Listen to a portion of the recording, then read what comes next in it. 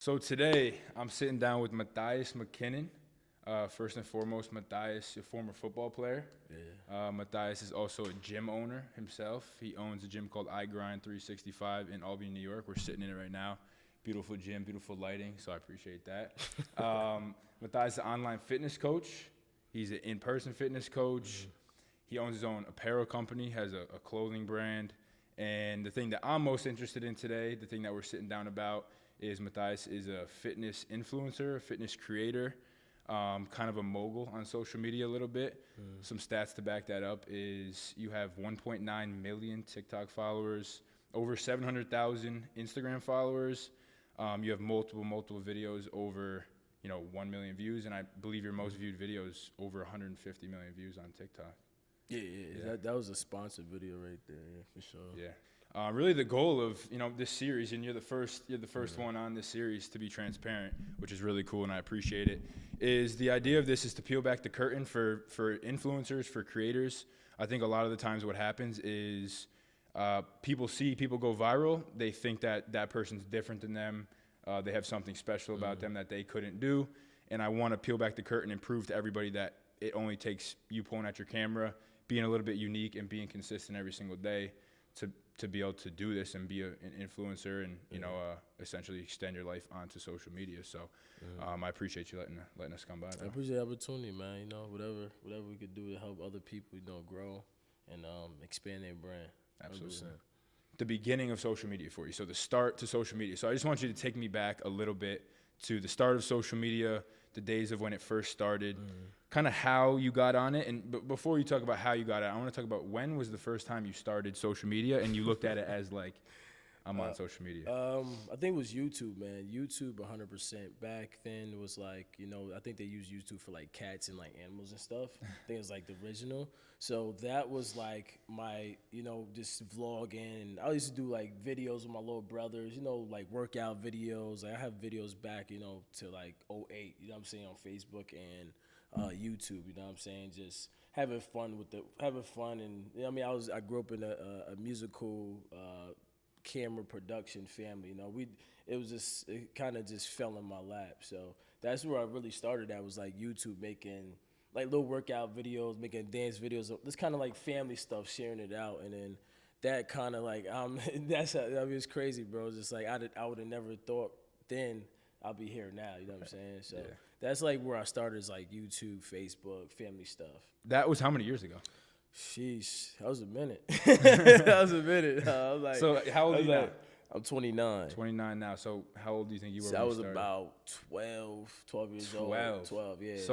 So to put it into perspective for the people that think they can post 3 videos and go viral, right? Yeah. You've been doing this for over a decade at this point, 15 years. There was the comfortability of getting on camera. You know what I'm saying? Like some people like, oh, I want to be on camera, X, Y, and Z. Then I kind of get the analogy of like, do you have a Gmail or iPhone or Android, right? Somebody knows you out there. Yeah. You know what I mean? But it depends what you do with yourself, But it is to each their own. 100%. Yeah, 100%. So I just kind of wanted to like dive a little bit deeper into that. Yeah. Like, like I said, I think people think they're going to post 3 videos on their social media and they're going to go viral. Right. You've been doing it for over 10 years now. Yeah. I want to talk about why you started. I know you said you fell into it kind of through your family. Yeah. At what point were you like, I'm posting on social media for a reason, and kind of why did you do that? When I had the reason was football, right? My goal was from when I started playing tackle football in the middle of the street on 2nd and Judd in the hood of Albany, right, uptown. It was a vision to play in the NFL, right? I wanted to be the best athlete I could possibly be. So as I got older, I've been around music, I've been around production, right? And then I was like, I want to go to the league. So I started on the best way when social media started getting out there and getting active was you had to post, right? You have to show these coaches, right? Okay, how we gonna get seen, right? So I just started messing with YouTube. As I was getting my highlights out there, I started getting offers at my sophomore year of high school. You know what I'm saying? Competing with these massive amount of school. Cause McGinn, I went to Bishop McGinn, so it was like enrollment was about It started going down, but when I went in there, it was hot. You know, my freshman year, we had to play for the sectional championship against Burnt Hills. I was starting corner freshman year. So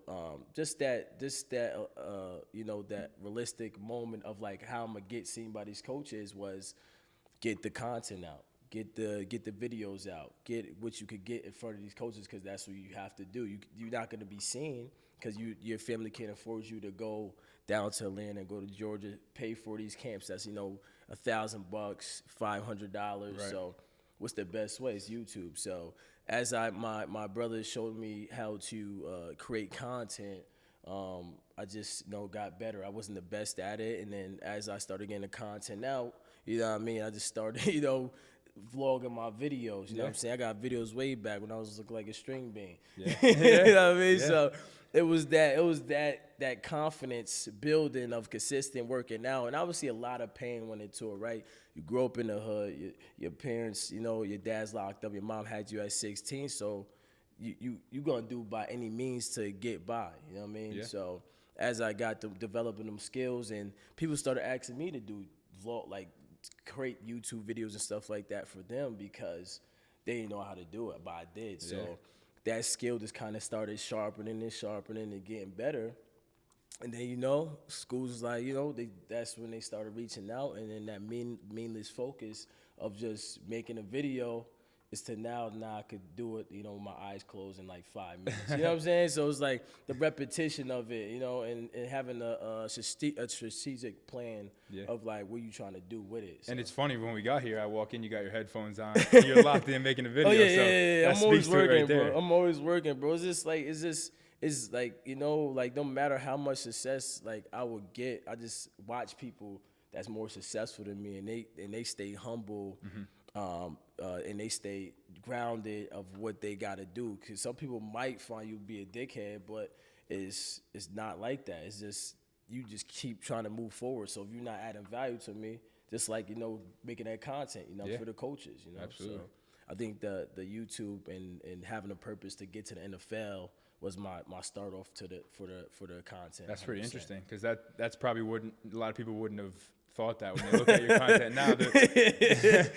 Yeah, bro. They probably don't look at you and say, this kid was trying to go to the NFL. So it's interesting. It almost fell into your lap a little bit, or almost like you did it because it was necessary. You did it because you kind of had to, like you spoke on. You need to get that content out there to get noticed, and then, you know, it leads you to where you're at now. So I think that's an interesting story. Yeah, it's definitely interesting, man, because people ask me, like, how you learn this stuff? I was like, man, I think God honestly blessed me, bro, because you know, like, because this how the life lined up. But, you know, but as you're going through that process, you like, no fucking way, you know what I'm saying? But then you look back like, damn, he must have put that there. Yeah, he must have did it on purpose. Yeah, 100%. That's crazy. And I even remember, you know, my brother doing videos for you back then, where I feel like you've tried everything, right? You've done the vlogs, you've done the fitness content, you've done the relationship content, you've done all of it. So I think something important for the viewers to know, and I definitely want to focus on the viewers and how you're, not that you're not special, because you are. You're a unique individual, but you have essentially tried everything and gotten to a point where you now have a niche. You have something that you know does well on social media, provides value, and then obviously gets the views as well, which is essentially the most important part. Is to be noticed, right? The views and numbers is like what the businesses look for, the value that you offer. You know, I worked with, you know, a shit ton of brands, bro, and it's like, you know, this is godly, because when you coming from Albany, nobody is doing it. You know what I'm saying? So that's true. When I go to LA, when I go to UK, when I go to, you know, across the world to like create content, and then you meet these other creators and meet these people that support you, it's kind of mind blowing, man. Right. What this social media platform could do. Right, because in the small circle of Albany, and we've talked about it, you know, before, where you almost seem like nobody else is doing this. I'm the only one doing this, and then you get out to those places, you know, across the seas, you know, in different countries, you know, across the map. And you see other people doing it, you realize that you're not the only one out there doing it. There's millions of people creating content, right? Yeah, so. But it's like that 1% mindset, you know, like that 1%. It's like some people you can't do work with. I learned that, man. And some people are gonna take advantage of what you have to offer, you know. So you gotta put boundaries in play. True. You know what I mean? True. So we just spoke on a little bit about just the come up, you know, your start to social media a little bit. I want to talk about a little bit more about the come up, and then, you know, obviously getting a lot of views. You did a lot of work to get there. So as you started posting, what were some of the hardest things to overcome when it comes to posting social media online? Because you do essentially put yourself up for ridicule, and you essentially make yourself vulnerable to the internet. I think what started hitting for me, I used to watch Bradley Martin heavy. Bradley Martin, Simeon Panda, Mike O'Hearn, Mike Rashid, C.T. Fletcher.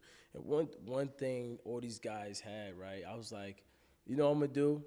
I'm gonna do what all these guys do. I'm gonna put it into myself, and I'm gonna figure it out, right? So when everybody was criticizing me and making content, when I got done playing football, when I got released from the Giants, and I was going back in Canada and stuff, I was like, I had a very depressional breakdown. You know what I'm saying? Very mental breakdown, because everybody was looking at me like, yo, like, you know what I mean? What you doing next? You know what I'm saying? And I told my parents, I'm like, yo, I'm gonna do fitness full time. I didn't know how the fuck I was gonna do it, but I was like, I'm gonna do this shit. So I wrote down a list of shit that I could make money from, and I did it. So I did, brand deals, right? You have supplement companies, you have energy drinks, you have clothing apparels, you have could be cleaning supplies, whatever. You have endless amounts of brand deals out there, right? And I said, I'm gonna stick out, and I'm gonna Google or YouTube. So I had a really good friend. So, and this is the thing too, it's like putting yourself in that position to win, right? So I always know, like, I always compete. Like, I was a competitor, playing with 5-star, 4-star running backs or whoever was on the field, right? I already had that mindset.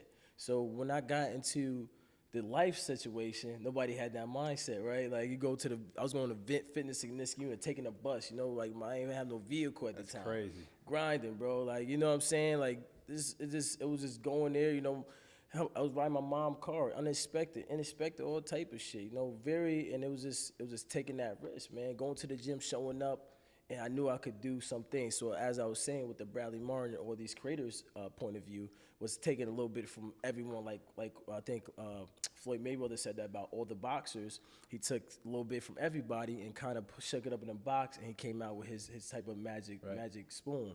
So that's what I did. I was like, yo, I could flip, I could lift heavy ass weight, and I could look good, right? So how can I stand out from the average human being that's trying to just lift weights and kind of, oh, this exercise is good for you? So it's just catching the eye. It's like an eye burn. It's catching that quick moment of the glimpse of like, yo, what the fuck? You know what I mean? Because like, what the fuck? Because I gotta be honest, when you look at your content sometimes, and we'll get into it, but you look at it like, what the fuck am I looking at? Yeah. So we could get to that too, that how I got through the unconventional lifting. Yeah. But it was like, I just kind of did that, man. I got my first contract with Body Tech Vitamin Shop back in be my 5 year. I just signed my contract with them, so it'll be 5 years with them. And they just been fueling me up, man, because they put me in the right spots, working with DC Marvel, working with, freaking Halo, all types of stuff, you know what I'm saying? And it was just, every opportunity I knew, because I played football, I was at that opportunity before, mindset-wise, that when I get to the opportunity now, I would never fail, because I know it was one time, one shot, and there's only one me. So when I got to that time, it just, I had to shine, you know what I'm saying? And as I just kept developing those skills, man, and flying out to LA, I flew out to LA at one point in time, man, a week, and just created massive content, bro. I'm talking about I was doing 4 workouts a day, dog, and I was just beasting. Nobody ain't know what the fuck I was doing. I was just out there working, collabing with Michael Hearn. That story, I can tell you about that story a little bit. It's just like putting yourself in the right position to win, especially a male creator. It's a little harder than the females, because obviously females, is we could go into that topic too. It's different, you know. So definitely different. If you're a male creator, you have to really think, really be creative. You really have to be unique and outside the box. Yeah, because nobody gonna watch your ass. I mean, it's probably millions of motherfuckers that look good, you know what I mean, or got 6 packs, back shredded, they could do all backflips, but you know what I mean, a woman, you know what I mean, is more attractive. It's kind of right there for them. You know what I'm saying? So, male, you just gotta just be really creative, man. That's what I try to do, bro. Is be really creative and have fun with it, because sometimes the business side could overtake it, but you just gotta have fun, like, and enjoy the process, Right. So I wanted to get into really quick before we get into the viral content and when it did start popping off. We talked a little bit. How long before you started posting, or how long after you started posting did it take for you to see some traction where you were like, this is something that I think might work? You mentioned you went from football, and your parents or your people around you were like, what are you going to do next? You say, well, I'm going to go into fitness and I'm going to make content. They're probably looking at me you crazy. Yeah, they're like, what the bro. fuck? It was like, back in like, yeah, this is what, 2018, 2019? Yeah, so they're like, what do you mean you're going to, like, go get a job, bro? Like, I took the state trooper test, man. I was like, this is not it, bro. Yeah, right. Yeah, right.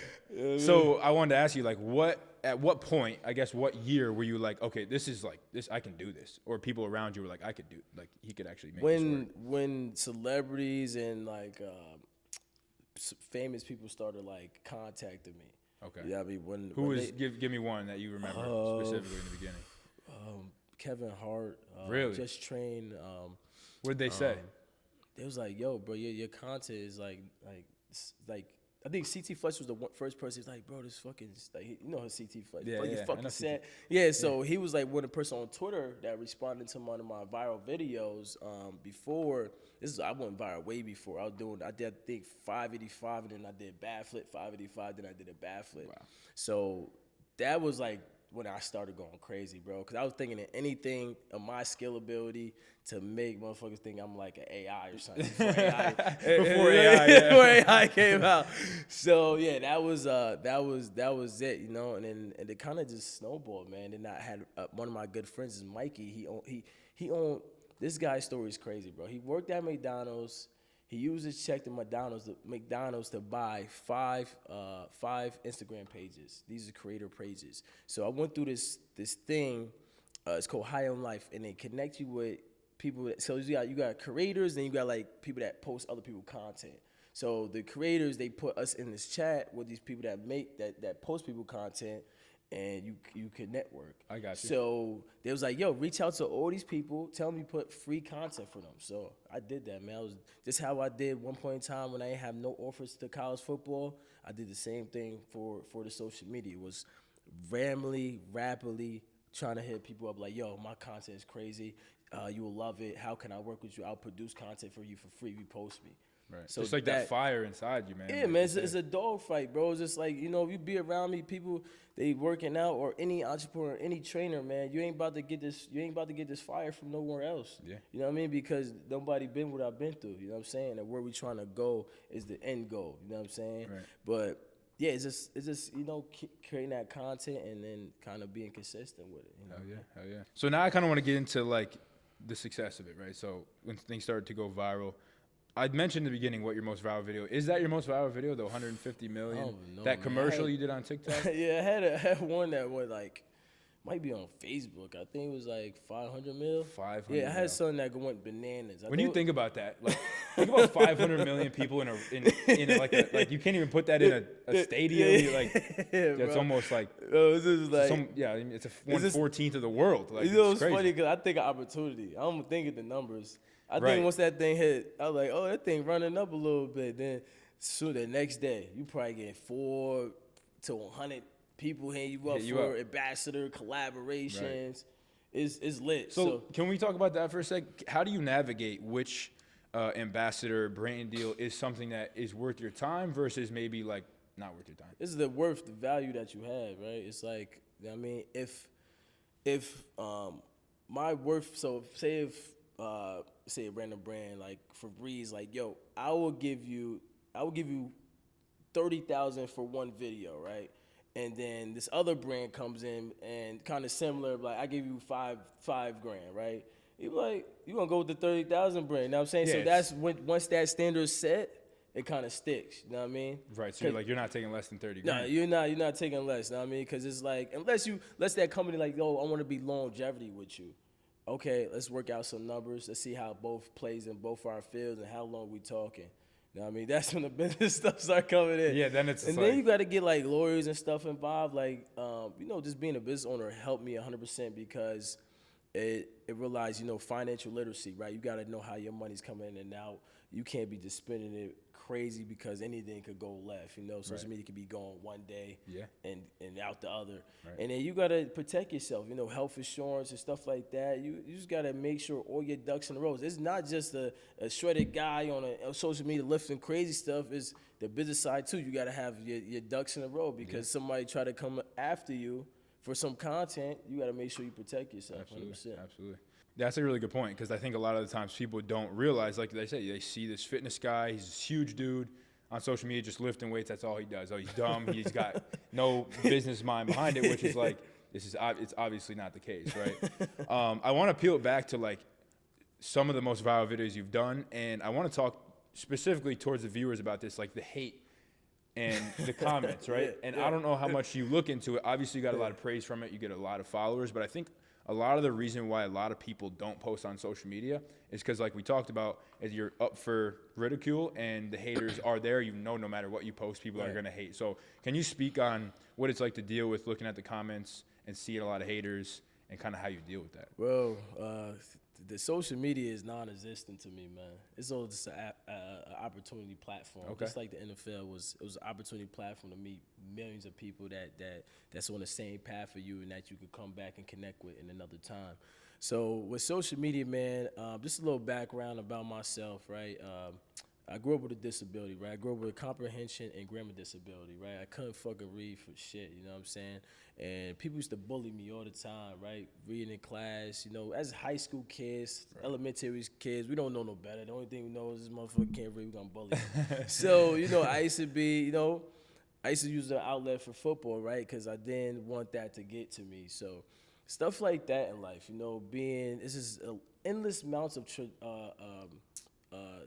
tragedy that happened to me that I just, it molded me to be the man I am today. So what people say on social media, the comments, I love it, because it's like, damn, man, you really think that of me, man?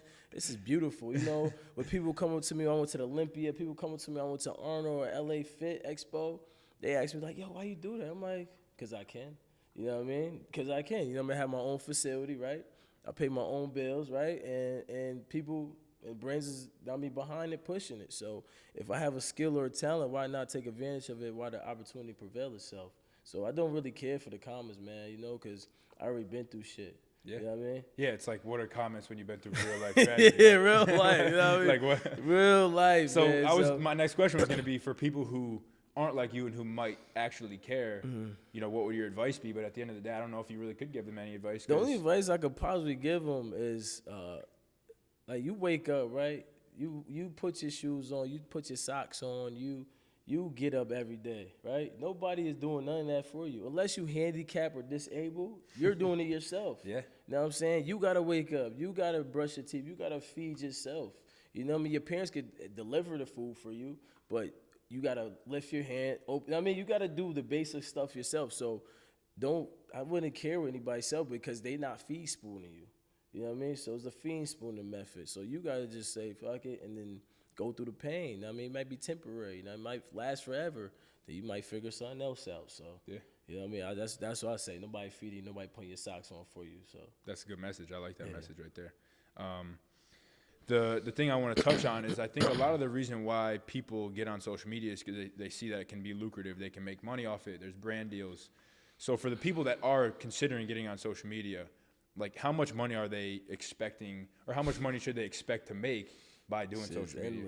Endless, bro. No number, just endless. Like you asked me about my buddy, super, like me and him are like brothers because I seen him, him and his girlfriend went from 0 to 100, man. You know what I mean? It's like the opportunity we talk about, he got opportunity couple-wise, I got opportunity fitness-wise, you know what I'm saying? Yeah. And it's endless, man, you know what I'm saying? If you're really passionate about making a difference in your life and making a difference and really fueling something you purpose about, why not pick up a camera or pick up a phone and figure out how to do it? Because there's opportunity out there, man, and it's just endless. It's endless, man. So in terms of the numbers, you thinking 10K, 20K a month, 30K, or do you think it's completely based on the brand deal itself? It based on like your multi-brand deals and then monetization, and then it depends if you have like a business like myself. It depends on how much you want to spread your wings and how big you want it and how much responsibility you want to have. Because, you know, when you talk about influencers, the ones I know is 500K is like paper. You know what I'm saying? Okay. So we're getting there. We're getting there. 500K. 500K. I know people that's pushing M's, man. Okay. You know what I mean? But, you know, it depends what you're passionate about, bro. You know what I mean? So I'm really passionate about the fitness shit, so I'm here.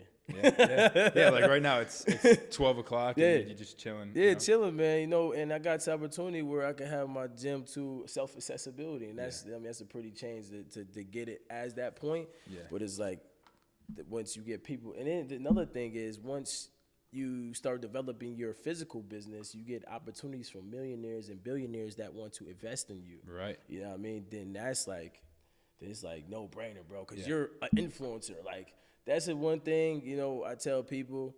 It's like you had this cap here. You're not at a cap, but you like about to hit. You're trying to get through that little ceiling there, and once you get through it, you know, it's on. Yeah, it's on. Absolutely. But yeah, it's endless, bro. Awesome. It's endless. Cool. How did posting? And we kind of covered this a little bit. How did posting on social media affect your personal life, good or bad? So we're talking just to give you an idea of what I'm looking for is like friends that might not be there anymore, or success in relationships, man. Success in relationships, man. Cause I don't know, man. I'm trying to think the best way to angle this. I start this way.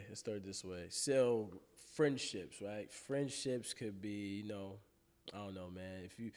If you're successful, you know, friendships could be good and bad because some people are like, damn, motherfucker going up, you know what I mean? And they looking at you, envying you, looking at how big you going. It could be them type of friends. It could be a friend that's like thug it out with you, stay with you, support you, and make sure you good because the social media could take a toll on you if you're not in the right headspace. You know, you're looking at all these numbers all day. Like you want every video to pop, right? Yeah. You want every video to pop, but not every video is gonna pop. You know, and you know, relationships with female, especially, is like some females don't like to be out there. You know, some it's like, oh, why you do this? You know, it's like, you know, you got to go through all type of shit. But I think any lifestyle you're gonna find somebody that's gonna be there for you. So right. Yeah, I think relationship wise it's a pros and the cons, man. And then you know, it's a thing too to like accessibility, like how much you want to get people accessible to your life, and then how much you want to hold back. True. So I think that's something people probably struggle with is figuring out how much do I put online versus how much do I keep to myself, because at a certain point, like what do I have to myself if I put everything online? You know what I mean? Yeah. So it's a pros and the cons about that too. You know, like sometimes it's like being vulnerable, telling people about your story, and telling people about like E.T. Eric Thompson, for example. He shared his life out there, but he's more of a motivational guy. You know, that's how I kind of look at it, as like more motivational stuff when I talk about things I kind of been through. Okay. And you know, it's just what you feel comfortable with. Like, I really don't care what nobody say, because, you know, like we said, you know, you put your shoes on yourself. Yeah. That's the vibe I'm getting, is like, fuck it, right? I don't care. Like, I'm doing this regardless. It's like a fucking mentality, man, because it's like, you know, it's like the guys that go from, you know, the parents living in like Section 8, and then they getting a big drive contract. You know what I mean? It's that mentality. They saying, fuck it, I'm going to do whatever. You know what I mean? You're going out there every day putting your body on the line. Basketball, football, MLB. You putting your body on the line, man, and what you going to do? You're going to go out there and work. You know what I'm saying? Because that's what God called you to do. So why not take advantage of it full force? So 2 more questions for you. The one that just popped in my mind is we have to address the crazy stunts that you do on social media. First, I want to ask, what gave you the idea to do that? And then 2, like, how do you even do those stunts? A lot of the times when I see you, I'm like, how did he get up there? So can you speak on that a little bit? The viral videos, man, the thing about the social media, like, you have your friends that's in like Atlanta, Texas, wherever, they somewhere in the world, right? And they challenge you to a challenge, but you want to up that challenge. That's how I am. I want to up the challenge. So I think it was one challenge when I had the bench. I was like, we was doing regular workouts, and he had the 45 on, so he did a muscle up with the 45. I'm like, I did that. That's too light. I was like, let me get a bench. Let me put a bench on my chain, and I'm going to muscle up it. Bro, I threw that thing online, bro. That thing went crazy. I'm like, because it's the shock. I mean, come from me, right? Andrew, he's big into fitness. I lift every day, but it's more of just like a health thing for me. It's not like I'm not doing this for a living. So for me, I go on my social media and I see that, I'm like, what the fuck? Like, it's that shock factor of like, you see it, you know, that's crazy hard to do. And then two, it's like, why does he have a bench? Like, what is, you know what I mean? It's like music a little bit, because it's like, you know, a lot of people can relate to it and a lot of people can't. Right. But So they it's like, that. they just like, yo, what the fuck? You know what I mean? It's like, it's kind of like that. It's like art. It started to realize it was like art, and then, you know, you started defining, started painting different pictures. But yeah, it started off with challenges, man. People challenged me to crazy shit. And I was like, how can I get crazier with this shit? So, so I just muscle up with a bench, and then, you know, it helped a lot, man. It definitely helped a lot. And I don't regret any moment of the success and amount of stunts I did. Yeah, you know? yeah, cool. 100%. Last question for you is, do you think, and this speaks to the viewers again, do you think anybody could get big on social media? Anybody. It depends. It depends. It's a strategy. It's a strategy. Now it's getting harder because obviously it's saturated, right? It's saturated. You got a lot of people out there. But I think anybody can if they really be consistent. That's the hardest part, man. Nowadays, people is inconsistent. People be like they drop everything because they not seeing with the results that they want to see. So I think consistency and strategy is the key point. Or it might not even be strategy, because I ain't have no strategy. You know what I mean? I just kind of You said, fuck it. I'm just going to post everything I can. Post everything, man. And one thing hits. One thing hits, you know, and it's like, you know, you just got to keep up with the traction. You know what I mean? Just keep, because say you have 700,000 followers, you like, damn, that's a lot of followers, but it's like the core group. The core group you want to connect to it, because you're going to have people coming in and out, but the core group will always stay with you. Right. So if you could build that core group through your process and through your journey, you'll be fine, man. Right. So it's just like being consistent, showing up every day, and though regardless what happens, do what you got to do, because some people, you know, I was talking about one of my videos today, some people die, right? Get heartbroken, relationships, you know, something happened, like, what are you gonna do? You gonna like, oh, cry, you know, whine, and it's a domino effect, because if you do that, the next thing is coming. The next thing is coming. The next thing comes. So why not be ready for the next thing, right? God is preparing you to make that step, keep making progression, right? So I'll say people just be 10 toes and keep digging away, because you know, consistency is key, man. Consistency is key, baby. I like that. Last funny question, the trend on social media. Are you natty, bro? Natty? Yeah, I am natty, bro. So I have my first NPC comp.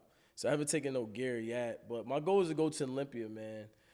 After all this viral shit, I tell all the kids, 'cause I got a lot of high school kids that come in, Bethlehem, Gilderland, Bird Knox, you got all the kids, and they like, you know, they watch Sam Sok and shit like that. They like, yo, the Trend Twins. Yeah, that shit is crazy, man. You know what I mean? I'm like, yo, bro, I ain't start taking pre-workout until the end of my professional career. That's you know crazy. what I mean? Like, I just started taking pre-workout when I got sponsored. You know what I mean? I didn't take no pre-workout, no energy drinks. When I seen people in my college football taking C4, I'm like, what the fuck you taking that for, bro? I'm over here showing you, doing everything, showing, and you over here taking this. You know what I mean? So Sam Solik is like 21 doing that. 21. Yeah, taking Gib. So yeah, man. What does he take specifically? Do you know? I don't know, man. He taking some top-notch shit because he look crazy. Yeah, he looks crazy. Dude, he looks crazy. Yeah. So I'm definitely daddy right now. You know what I'm saying? So I want to go to Olympia, you know.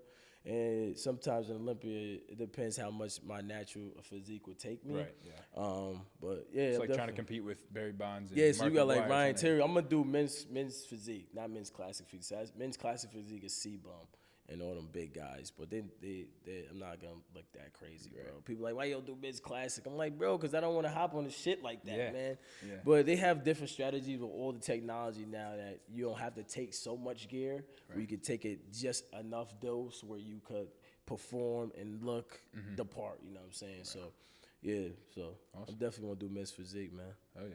That's all the questions for me. Now, obviously, I want to give you a chance to promote anything you have coming up. Shit, man, we have some shit list type. Anything you think? The main thing I don't know if y'all heard about the Sweat Fest it's like Sweat Fest with Best Fitness and stuff like that. They have an event coming up, and I'm one of the main models or whatever. So it's pretty dope to work with. Amorphia is like you ever seen the beads? Like look like beads, like weighted vest. It's like a weighted vest type thing. I seen you a picture of it, but yeah. When is that coming up? So that is February 17th. Okay. February 17th was a huge opportunity. I mean, you probably go out there and network and stuff. But yeah, that event is gonna be dope because there's a brand from Oregon. They're coming out and they sponsored by Casamigos, Best Fitness, and all type of stuff. And then right now I'm working in the works of a second location. So the goal is with the iGrind 65 Nation is to, especially up here in upstate New York, is to create some diversity, man. Because, I go to gyms. Went to every gym in Albany, man. It's not it for me.